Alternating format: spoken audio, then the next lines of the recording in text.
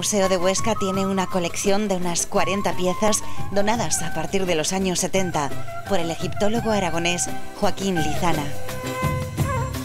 A sus casi 80 años sigue siendo un apasionado de ese rincón del mundo. La primera pieza me la regaló Marcel Plat en París, que era un anticuario que tenía antigüedades, monedas, antigüedades egipcias y diversas cosas. Me la regaló porque fui con mi padre a esa tienda. Tenía entonces, me parece que era en torno a los 12 años, a 13. Y entonces me la regaló porque como propina de la compra de mi padre. Así empecé. Todavía compro alguna pieza. Lo último ha sido un amuleto de Tutankamón con su nombre, que era de la sobrina de Howard Carter, que lo heredó. Entonces ahora lo tengo yo.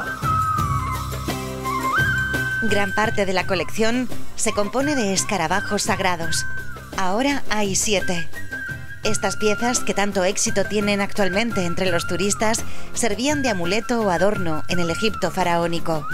Para reproducirse, el escarabajo pelotero empuja pelotas de estiércol en las que deposita sus huevos, y de allí nacen sus crías. Ese comportamiento asombró a los antiguos egipcios, que lo convirtieron en símbolo del Renacimiento. Otra de sus piezas más curiosas es una momia de un animal. Los antiguos egipcios momificaban todo tipo de animales. Halcones, ibis, cocodrilos, peces. Y hay un texto que dice que uno se jacta de haber cogido animales moribundos y haberlos cuidado, y después, si han muerto, haberlos embalsamado cuidadosamente. Es una ofrenda a la deidad, o sea, es un acto de caridad.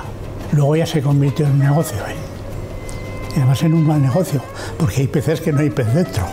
Se los vendían a los peregrinos para que los depositasen.